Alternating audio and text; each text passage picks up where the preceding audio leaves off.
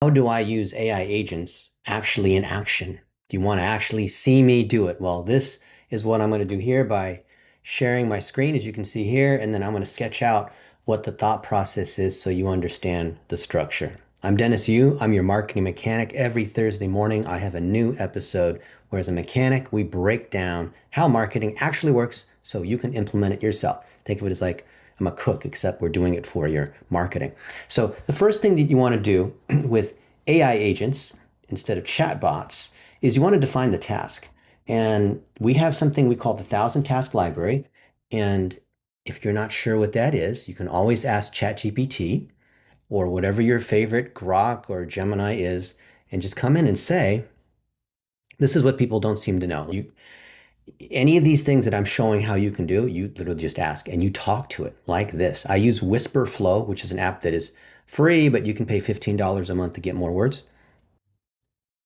I talk about the task library and how tasks are done step by step, so I don't have to keep repeating the same instructions over and over again, and how the task library goes down to a particular task, that it's defined by a definitive article, which shows exactly how that task is done, has many, many examples showing how that's done, and also has what's called a meta article, which is proof that we have done that task. Show me examples of what the task library is, what a definitive article is, and examples of meta articles.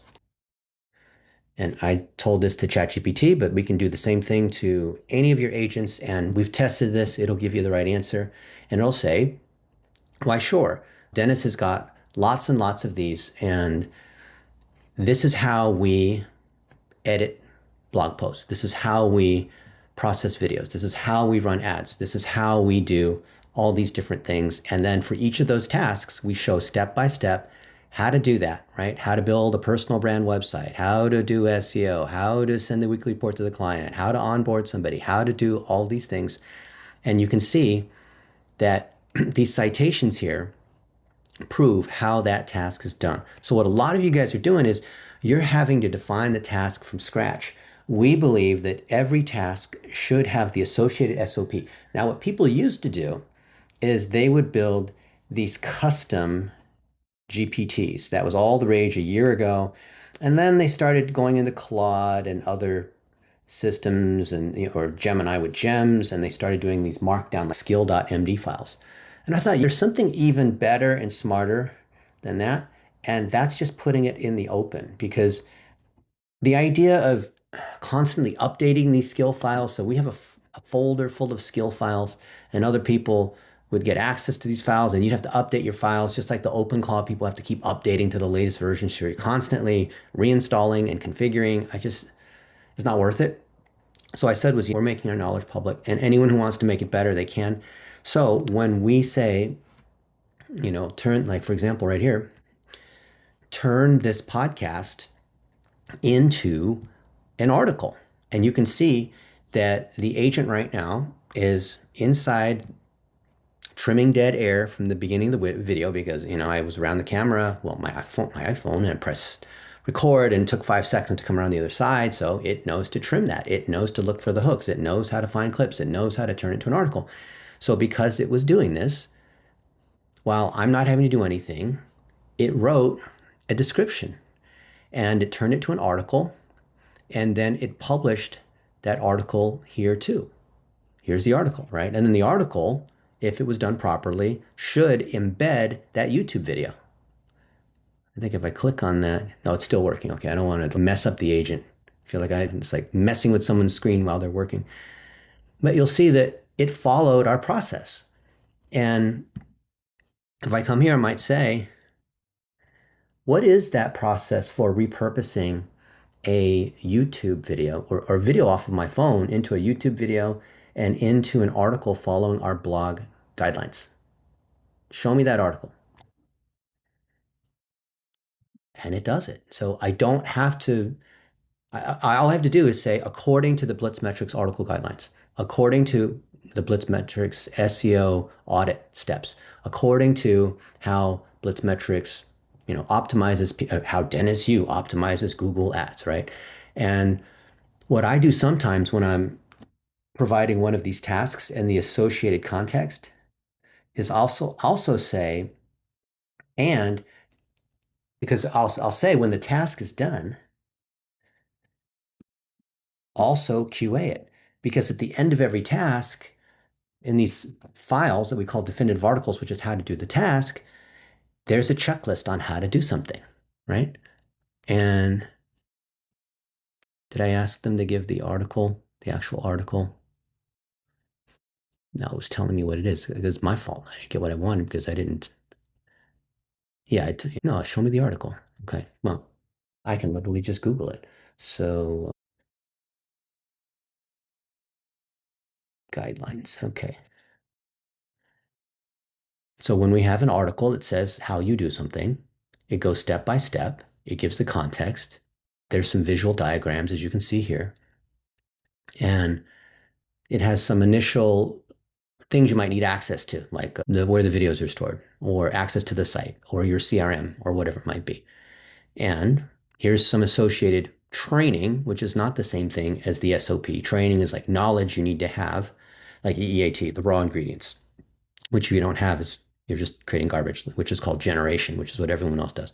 Okay, and here it goes step by step. How do you do it? So your agents, when you say, write this blog post according to the Blitzmetrics article guidelines, you don't have to mention all the training here because there's a lot of examples of how to do it right, how not to do it right. And then at the end, it has two things, which most people, I've never seen anyone mention this. It has the QA checklist, which says, here's how you check to make sure things are done properly, right? Make sure that these are all true, that you've done all these things. And then there will be a skill MD file. So it could be Claude, it could be whatever, but this is a markdown file for AI agents. So every single task follows this definitive article framework. And think about anything that you have. How do you answer the phone? How do you configure pricing? How do you hire new people? How do you do whatever? You can take all the Zoom calls that you've ever done, which is what we've done. Take all the podcasts you've ever been on. Take the whole inventory of how you operate, that DNA, and you put it into what we call this knowledge base. And most people, when I ask, especially home service business owners and even entrepreneurs, these young adults that are starting agencies and building SaaS companies, they don't have a knowledge base. So I say, okay, well, let's just start with what you have. Let's take a look at what you've done. Let's have the AI go through, if you're cool with that, go through your email and figure out how you do things, how you say things, not just to write in your tone, but to actually know the way you think, which is deeper than trying to do a Donald Trump impersonation, right? So with this knowledge base and then tasks that you want to get done, invoking the way you want that task to get done, the agent then does the work. You always QA the work because sometimes the agents run out of steam, which is happening right now with Opus 4.6 because the new Mythos is coming out. So all of our current models are suffering and bugging out and erroring out, which is what happens when they're about to release a new model, the current model. And that's how Google does the same thing. Search results get all weird when they're about to release something new. So you always have QA, even if it was working really well before. Sometimes models change, all kinds, you switch to Gemini, all kinds of things change. So you always have a QA step. You can go to another agent if you want. I find other people agree that having GPT 5.4 be the police to QA the work that Claude does is the best way, not have GPT 5.4 do the work and then Claude QA. It's like the Italians should make the food and the Germans should run the trains and the Swiss should make the watches and the English should, it's like, but if you switch it, the Germans make the food and the French run the trains. You want to have each of these guys do the thing that they're good at. Okay, so with the QA, I will also say in a postmortem, tell me how much of this that you used or you had to go outside. And I'll say, for SEO, did you, and also we look at the data too, because there's a data loop which feeds everything back. I'll explain that in a minute. It'll say we used 80% of your guidelines, but there were also some things that Google mentions in their quality rater guidelines that I use to be able to make decisions. So that way, You're not saying you can only operate within the confines of the way I do it. And maybe if you're a law firm, or maybe if you're medical, or maybe if it's something that's super regulated financial services, you have to, have certain disclosures. There's only certain things you can say. That's fine.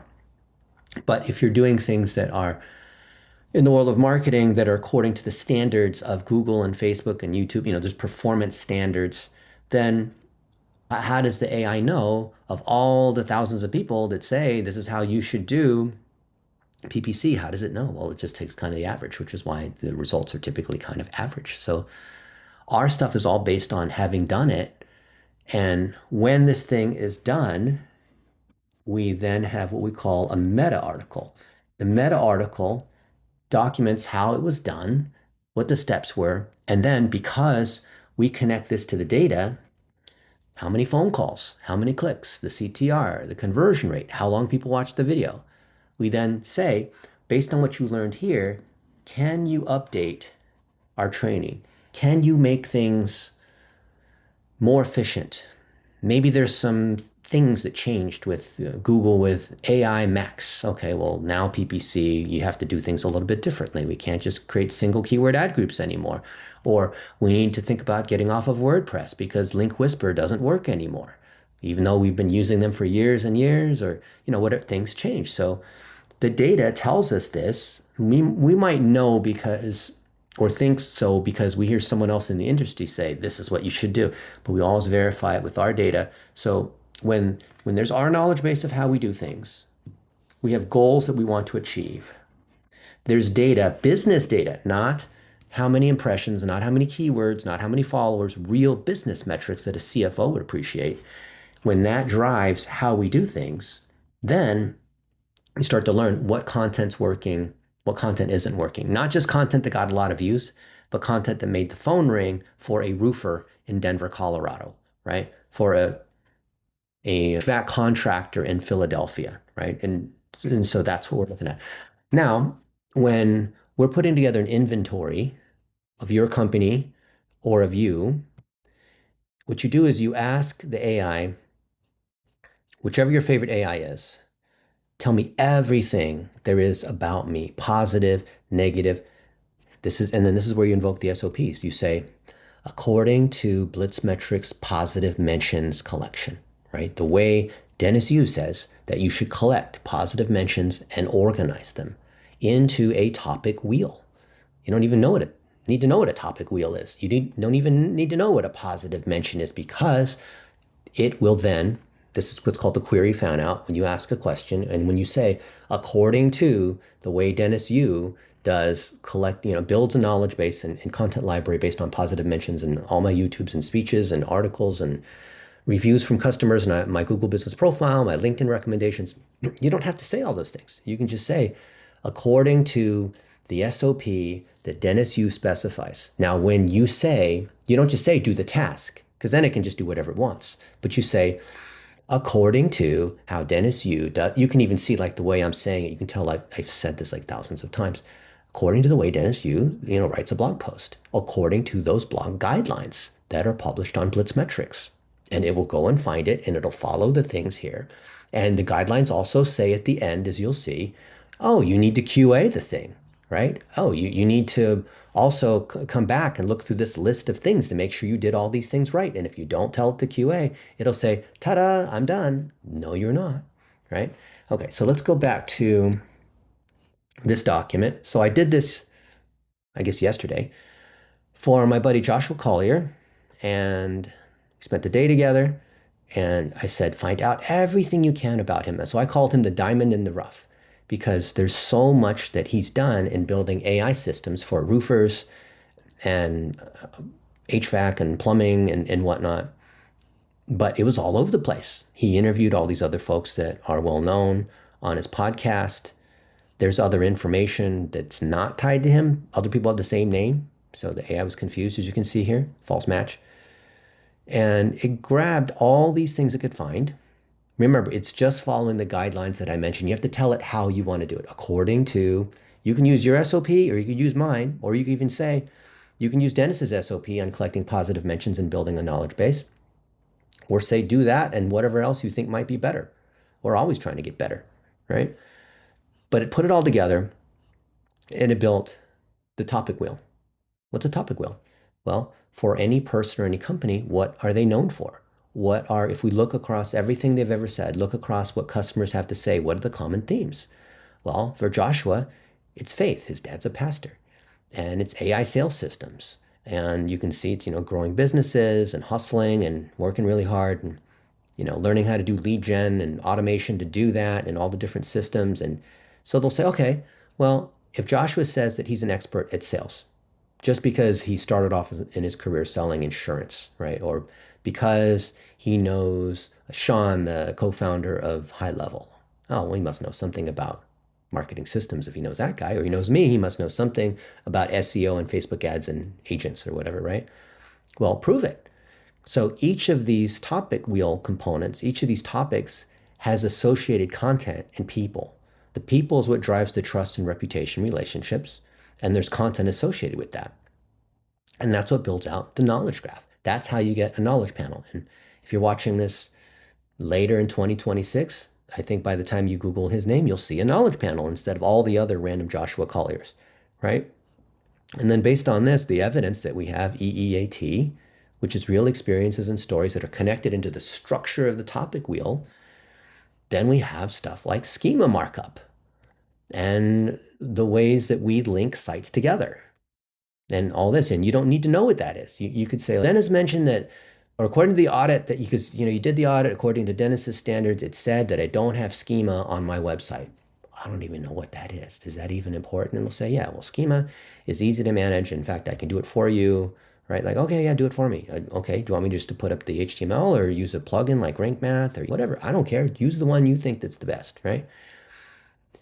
And so there's all of this from the data that's organized properly and the analysis of what needs to happen based on his goal, which is help more 7 to 9 figure entrepreneurs and home services be able to do lead gen through AI properly, right?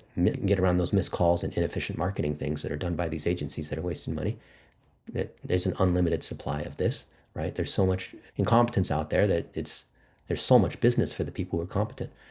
And so here's the plan. And so the AI agents that he and I built have started to do all of that. And other people look at this and say, well, you just shared exactly how you do everything. So I don't need to hire you.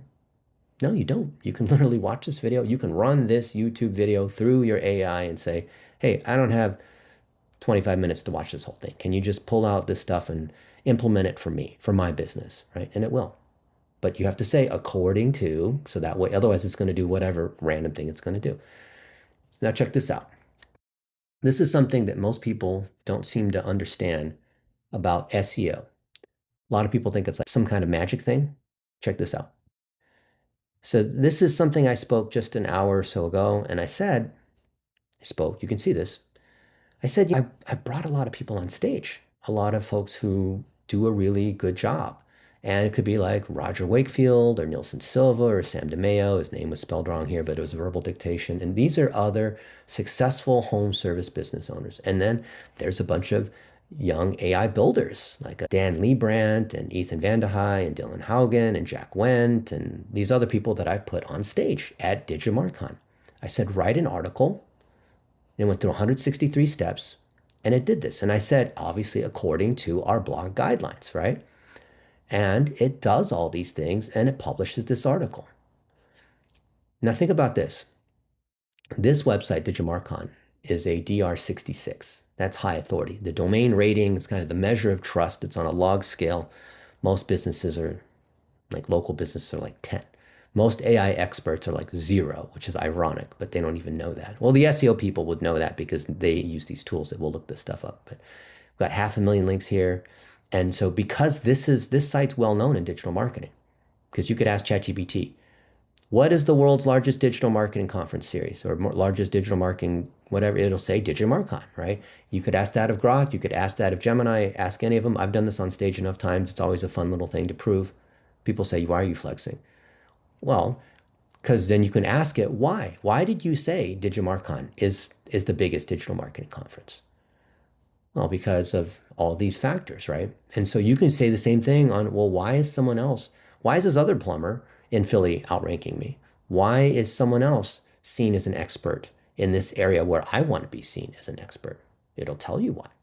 And often it goes not to how many pieces of content there are or the claims they make about themselves, but where this is the whole point of the topic wheel, where the highest authority folks are in what they say. So if this is the highest authority digital marketing conference and I publish WordPress, see, this is WordPress.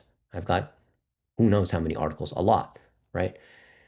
If I'm publishing digital marketing content on the top digital marketing websites, then Google automatically assumes this is more truthful. Like if I were to publish world news on the New York Times, regardless of what your political affiliation is, then Google would see, and ChatGPT and all these guys would see, like, oh, that's probably legit. If I publish business news on the Wall Street Journal, right, that's pretty legit. So it has to be relevant. It can't just be like, oh, it's a DR66. Yeah, but are you matching the topic? So you may have seen that I've helped a lot of my friends write books because you take podcasts and turn them into books. There's a whole nother episode in the Marketing Mechanic on how do you take your podcast episodes, turn them into chapters of a book, and make it a bestseller. Not hard to do. People don't do it for some reason.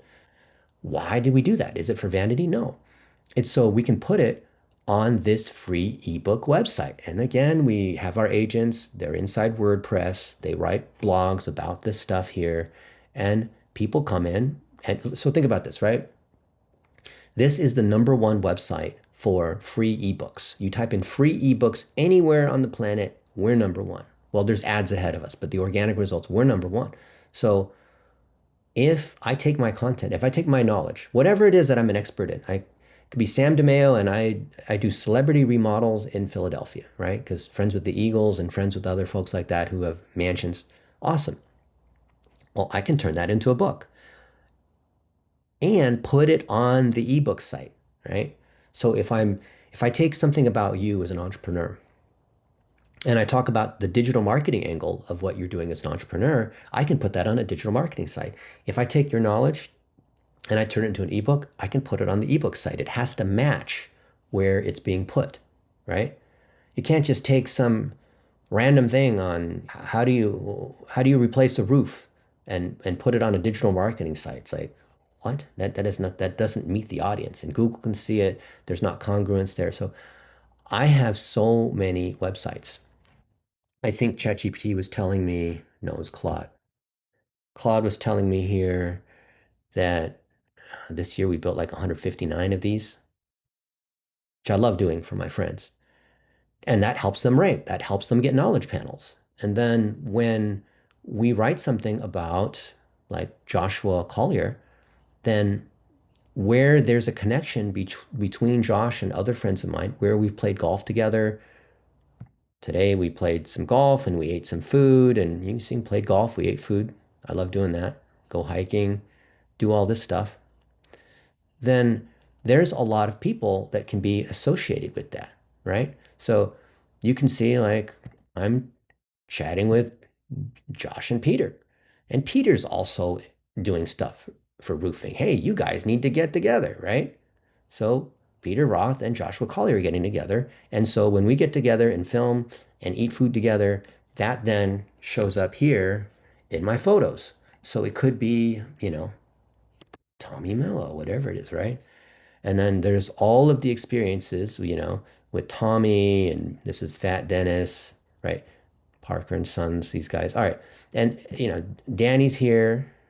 And so we could see like, oh, well, what are all the things that are tied to Danny? Oh, we were in Turkey and did the 12 churches in Revelation in December.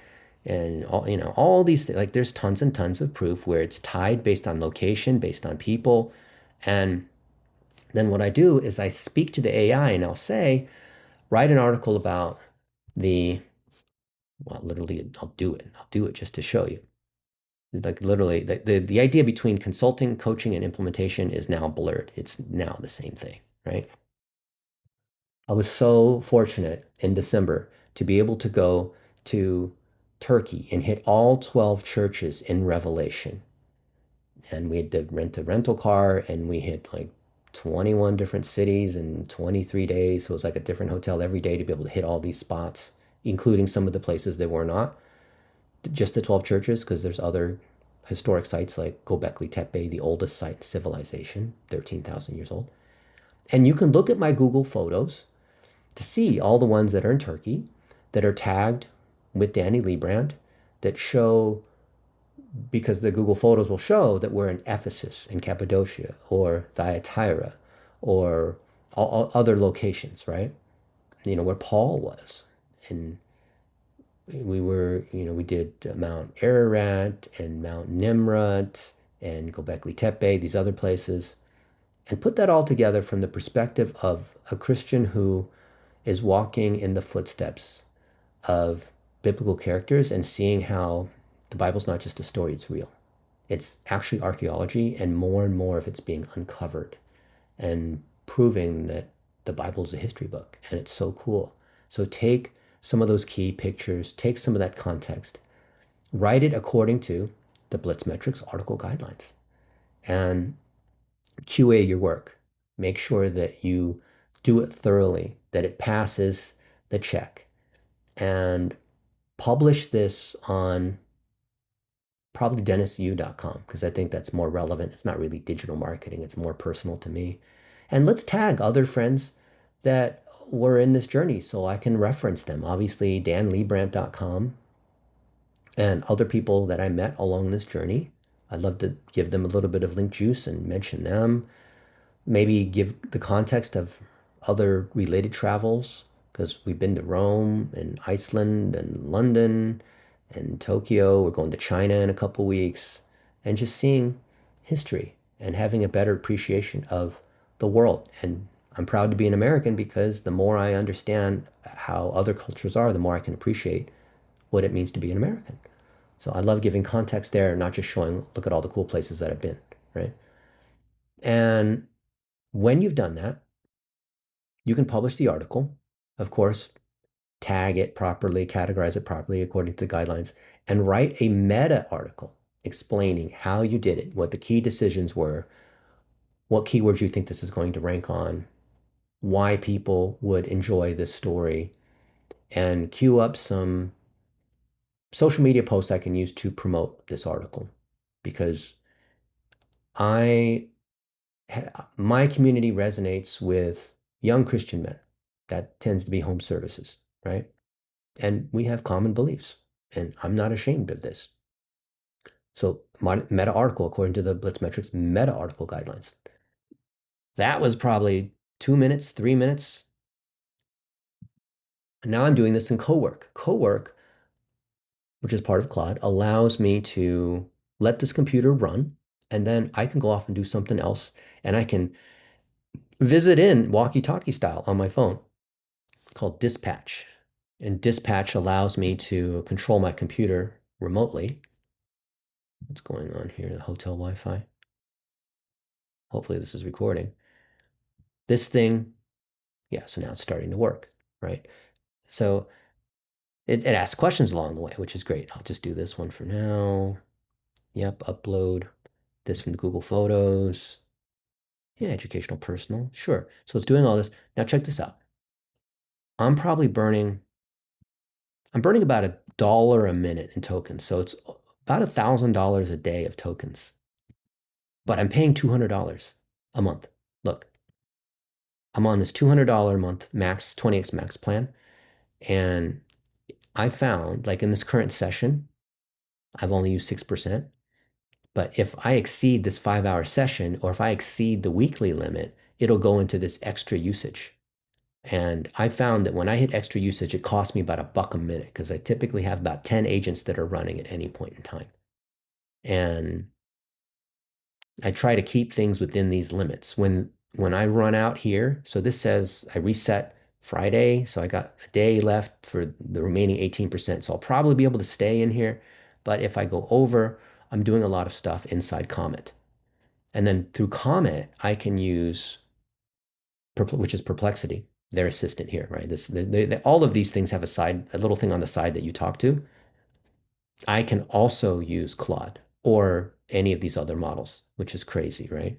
I can choose Well, right now I'm using Claude in here, but if I use the comment assistant, I can choose 4.6, which is my favorite, right? And that way I can have, I never need to go over because if I go over, it's cost me $1 a minute, which I don't like to waste money. So these are the main two that I use is Perplexity, more for like overage, but the heavy lifting I do inside Claude, so I don't go into API usage. Because if I keep within the plan, then they're losing a ton of money on me. Like the buffet loses money on me. So you can see all these tabs are occurring right now in Comet. And I've got the assistant here. The funny thing is that Comet is a Chromium. It's a Chrome-ish, Chrome open source browser. So I can have this assistant and Opus both working together. And then I can be in Chrome, which I spend most of my time in. And here's all the tab groups. So here, build Josh Collier's personal brand. And so this tab group, this agent is working in these 4 tabs. This agent's working in these 2 tabs. This one's working in 3 or 4 tabs.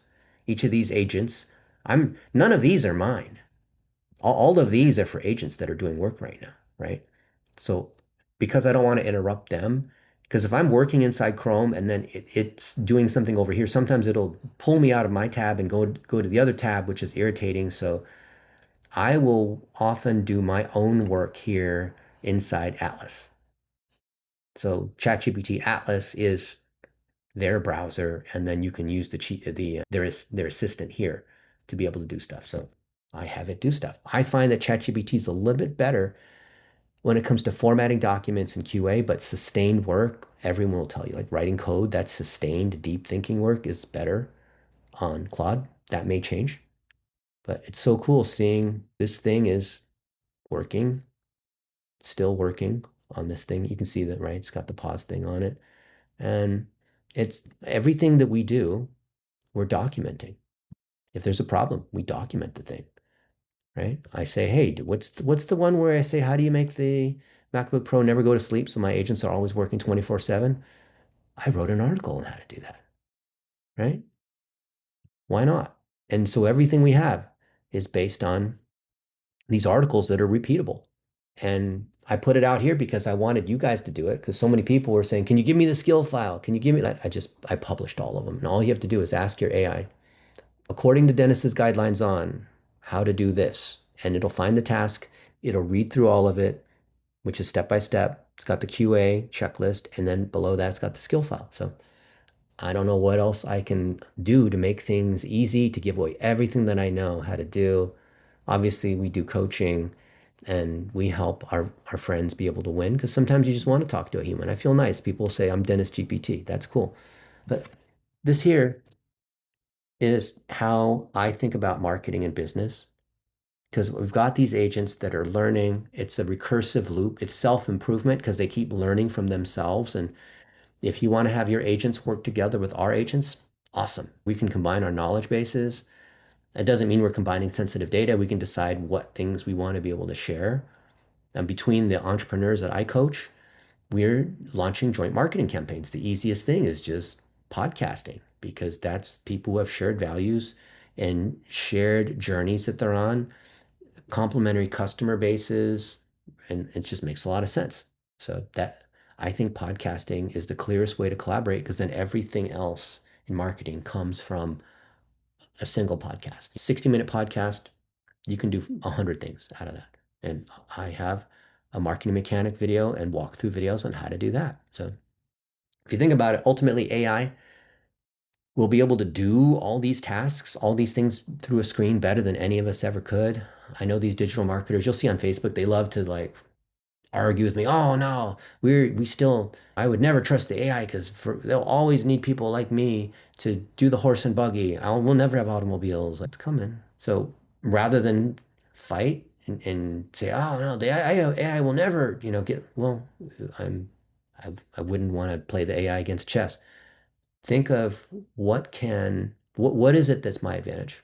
It's your relationships. It's the real experiences that you have. Do more of these things that are real. And that then allows you to run this content factory process, because you do this. Oh, look, here's one. David Meerman Scott. He wants to own fandom and fanocracy where, what does it mean to have fans? Why are fans more important? That's the same thing. The people that love you are doing your marketing for you. It's way more credible, way stronger. David's got a lot of that because he's got one of the best-selling books on the planet. He does a lot of public speaking. He's Tony Robbins' main guy. And so you can see here, this is our plan. This is how we're taking all the stuff that he's done and tuning his website according to these principles. And guess what? This work was done by a combination of Claude. Claude did most of the work, and ChatGPT did the formatting, and it looks great. I'm sure if some other professional were to look at this, they charge 10 grand, maybe 20 grand, including the implementation to fix the website and whatnot. But me and a couple teenagers are doing this thing. And I think you'd agree the work is great. So, four-stage content factory, think about this. Last thing I'll leave you with. You and I, who know better than to try to compete with the AI, let the VAs do that. They're cooked. We focus on what's real here. When we are out in the field, when we are out on the roof, when we are with customers, when we are having dinner with people that matter to us, that gives off signal. Could be the pictures, it could be reviews, it could be things on your phone. Then the AI agents can process it, post it, and promote it. All marketing is really an extension of this processing, posting, and promoting. And there's other subcomponents that tie to different channels, that tie to different tools, that tie to different techniques, that tie to different ways to run ads or do direct mail. Everything can be broken into these four stages. If you're doing marketing correctly, your AI is doing stages 2, 3, and 4, and you are mainly here in stage 1. That's where your leverage is. Instead of trying to play the game of keep up with the latest change in the AI. Like it's not worth your time.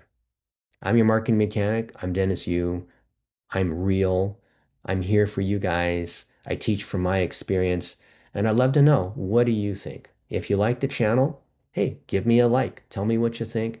Ask a question. I'm here for you guys. I want to see you grow, and I'd like to see the good guys win. There's too many people who are not good, who just want the money, who are just transactional, who are not transparent, and I would just love to see AI shine an even brighter light to which makes the rest of us good guys look good, and the other vampires, the light, see how they react when you shine the light. So, what do you think about this? What are you doing with AI agents for your marketing?